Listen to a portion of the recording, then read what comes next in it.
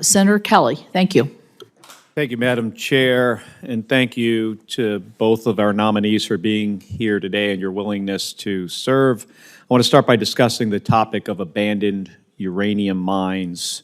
As you know, there are thousands across the western United States. There are over 500 on the Navajo Nation, and we've been working for decades to clean up these abandoned mines. We've encountered a number of challenges. So I want to start with Chairman Wright.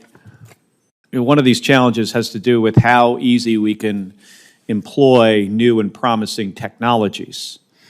As I believe you know, EPA and the Navajo Nation have piloted a technology that could reduce the amount of hazardous waste at an abandoned mine by as much as 85%.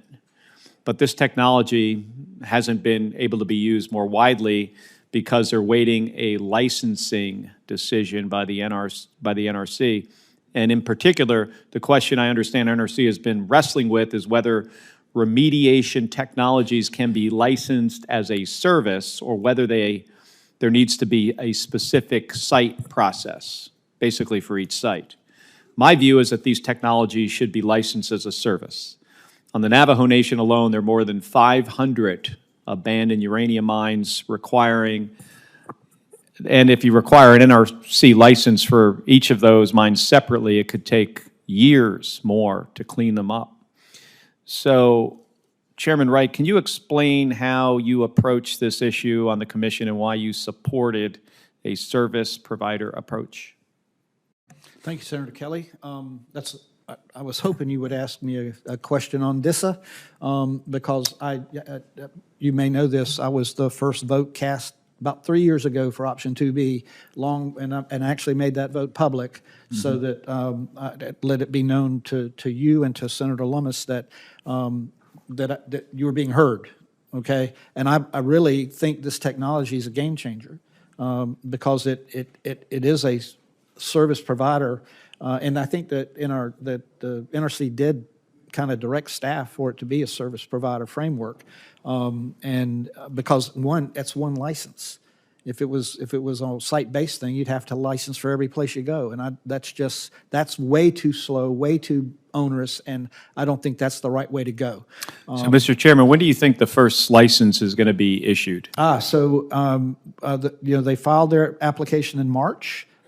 We've got a detailed. We accepted it for their application for a detailed review April the 11th, and I think it's on track to complete the review by September of this year. Great news. Thank you. Thank you. Ms. Turner, if you're confirmed, you will be the senior official at EPA responsible for tribal issues. So I want to get your thoughts on this as well. In the first Trump administration, EPA led the development of a 10-year plan to address uranium contamination on the Navajo Nation, which is the framework still used by EPA and the Navajo Nation to guide these cleanup efforts. If confirmed, will you commit to ensuring EPA continues to carry out the work it laid out in the 10-year plan?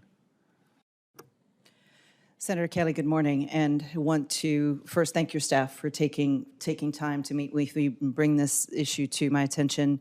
I think I ran into you into the elevator afterwards, and I think you asked me a very interesting question, which is why tribal and international are together. And I have an answer for you, but I will answer your uranium mines question. Not being confirmed in this role, let's put it the other way. Once I'm confirmed, and should I have the honor of being confirmed in this role, having boots on the ground in this area for this topic is something that I very much look forward to. It is one of many issues within EPA's halls that have been going on too long, that if you are members of the nation that either are directly or indirectly impacted, it's unacceptable that it has gone on this long. I do want you to know that this is a priority for this administrator.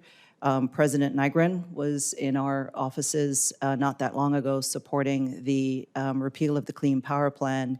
He did sit down with the administrator, and this is one of the issues that came up. So should I be confirmed in this role, this is one of the first things I do look forward to engaging in, understanding what is in the 10-year plan, understanding what potentially is delaying the 10-year plan, the agreements that EPA has made under that plan.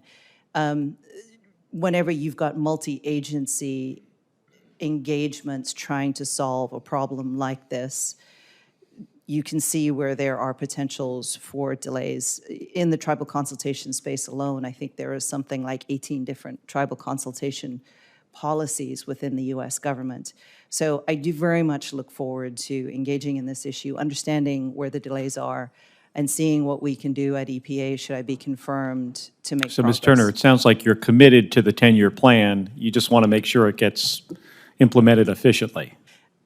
Senator, I'd like to understand better what's in the 10-year plan and understand the responsibilities in that plan that both the NRC, EPA, and any other agency involved has to sit down with the tribe and understand what their needs and wants are, understanding that for them, this needs to be done yesterday. Yeah, thank you. Thank you, Madam Chair. Thank